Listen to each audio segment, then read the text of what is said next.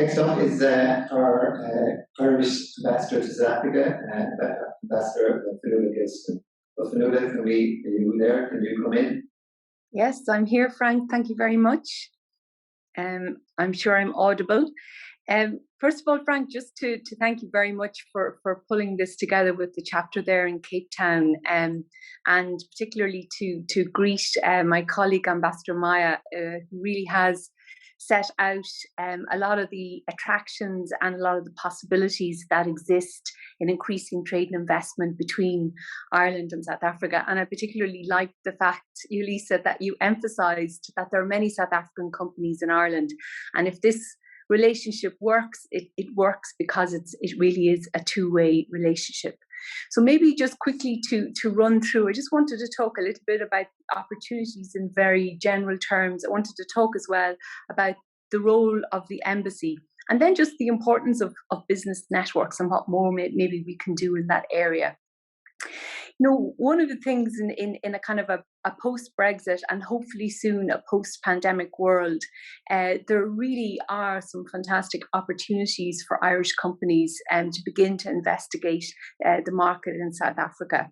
And I think that for many of you, perhaps who haven't looked at South Africa as a serious place to do business, now really is the opportunity. As Ambassador Maya says, there are a number of very significant Irish companies in South Africa doing business for a long time, and the BICT network, Business Ireland South Africa, is going to be able to connect you with those people very, very quickly and give you an insight into what it means to do business in South Africa. But I also just wanted to draw your attention to a couple of other things. You know, Ireland has just recently joined the Africa Development Bank. And the Africa Development Bank is very focused, particularly on infrastructure opportunities, of which there are very many in South Africa, transport, logistics, power. And the EU is also looking at developing and is developing a number of instruments that will provide support to business people, both to finance projects, but also risk guarantees that will look at reducing some of the risk that you might take on by looking at blended finance options. So we're moving into an environment where a lot of the institutions and multilateral banks are really focused on the importance of investment and generating employment. And this is at a time when all of us are talking about the importance of moving to a green and a digital economy. And I think that South Africa has amazing opportunities in that regard, along with a policy environment that's evolving in a very, very positive way. The other thing that's worth mentioning is that the Africa Continental Free Trade Area, which will essentially create the largest free trade area in the world, also opens up significant opportunity for Irish investment. And I think those of us in South Africa would argue, and South Africa is the perfect place to take advantage of those opportunities. And if you look at that free trade area, you're talking about a market of up to 1.2 billion people and growing, with a combined GDP of more than USD 3 trillion. So we're really talking about enormous untapped opportunities that are there. And of course, we bring to Africa some excellent companies with great reputation. And if we look at some of the companies that are in South Africa at the moment, they really score highly for diversity, inclusion, sustainability, and they enhance our reputation as Ireland and South Africa. So we want to see more of those kinds of businesses coming into the market and playing an active role. Just in terms of the embassy in South Africa, we're very happy to be part of what we call Team Ireland, and we'll be hearing from Nicola Kelly, who's the head of Enterprise Ireland later. But also, you know, IDA is active in the market, Board BIA is active in the market, and Tourism Ireland again is active, and of course will be. We all know what a difficult time it's been. So for us, I suppose we see ourselves very much as the linchpin, bringing together the key actors and trying to facilitate cooperation and collaboration among those actors. one of the things that we have really emphasised over the last number of years, and it's under this cooperation agreement that Ambassador Maya speaks of, is the linkages between our third level institutions, and particularly trying to support research and innovation partnerships through that. And that's really also helped us to build some very interesting research areas, particularly around clean tech and waste management and other very important areas that South Africa is keen to develop innovative solutions.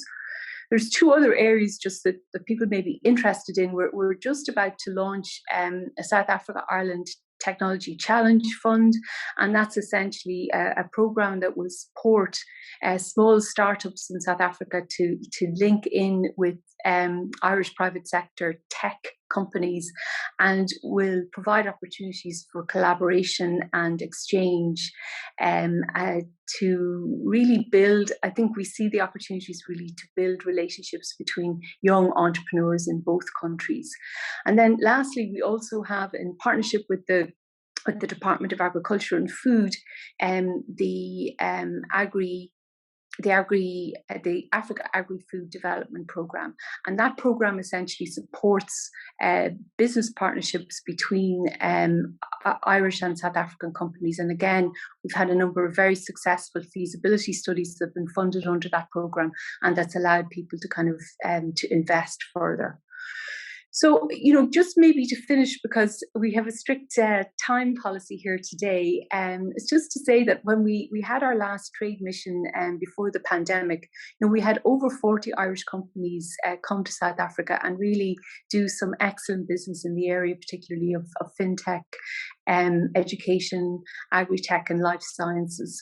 So there is huge potential, I think, for us to support and engage with companies, and really we do that, I think, through these kinds of events and through building strong business networks. And I think these new digital channels and hybrid events really provide us with opportunities perhaps to do more networking in innovative ways and make links between business people before you even have to hop on a plane, although, as everyone said, the attractions of South Africa are great.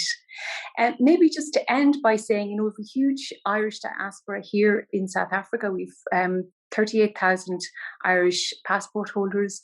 We've significant numbers of South Africans who studied in Ireland, and really, building a diverse Irish diaspora and Irish affinity diaspora is something that the embassy is very committed to, and that's also, I think, a resource that the business people can draw on when you're trying to find people, the right people to work with when you come to South Africa. So just to end by saying thank you very much, and certainly the Irish Embassy in Pretoria is available and open, and as Ambassador Maya said on her side, always willing to be of service. Frank, thank you very much, and handing back over to you.